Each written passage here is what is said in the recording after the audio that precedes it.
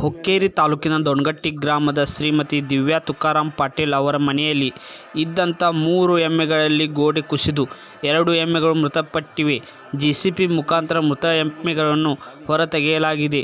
ಸ್ಥಳಕ್ಕೆ ಸಲಾ ಮಾಡಿ ಗ್ರಾಮ ಪಂಚಾಯತ್ ಅಭಿವೃದ್ಧಿ ಅಧಿಕಾರಿ ಸಂತೋಷ್ ಕಬ್ಬಗೋಳ್, ಗ್ರಾಮ ಆಡಳಿತಾಧಿಕಾರಿ ಶಾನೂರ್ ಮುಲ್ತಾನಿ, ಪಶು ವೈದ್ಯಾಧಿಕಾರಿ ಸಿದ್ದಾರೂಢ ಮುಕಾಶಿ ಪರಿಶೀಲಿಸಿದರು.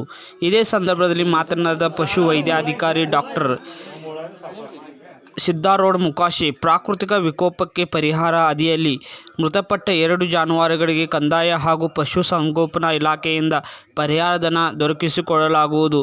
ಅಂದಾಜು ಒಂದು ಎಮ್ಮೆಗೆ 70,000 ರೂಪಾಯಿ ಮೌಲ್ಯ ಹೊಂದಿರುತ್ತದೆ ಎಂದು ಮಾಧ್ಯಮಗಳಿಗೆ ಮಾಹಿತಿ ತಿಳಿಸಿದರು. ಇದೇ ಸಂದರ್ಭದಲ್ಲಿ ಸಚಿವರ ಆಪ್ತ ಸಹಾಯಕರಾದಂಥ ದಯಾನಂದ ಪಾಟೀಲ್, ದತ್ತಾ ಪಾಟೀಲ್, ಸುಭಾಷ್ ನಾಯಕ್, ಭೈರು ಪಾಟೀಲ್ ಸೇರಿದಂತೆ ಗ್ರಾಮಸ್ಥರು ಹಾಗೂ ಇನ್ನುಳಿದ ಜನರು ಉಪಸ್ಥಿತರಿದ್ದರು. ನಮ್ಮ ದುರ್ಗಟ್ಟಿ ಗ್ರಾಮದಲ್ಲಿ ನಡೆದಿರ್ತಕ್ಕಂಥ ದುರ್ಘಟನೆಯಲ್ಲಿ ಶ್ರೀಮತಿ ದಿವ್ಯಾ ತುಕಾರಾಮ್ ಪಾಟೀಲ್ ಇವರ ಮನೆ ಗೋಡೆ ಕುಸಿತದಿಂದ ಇವರ 2 ಜಾನುವಾರುಗಳು, ಅಂದರೆ ಒಂದು ಜಾನುವಾರಿಗೆ 70,000 ಮೌಲ್ಯವಂತ 2 ಜಾನುವಾರುಗಳು ಗೋಡೆ ಕುಸಿತದ ಕಾರಣದಿಂದ ಮೃತಪಟ್ಟಿರ್ತವೆ.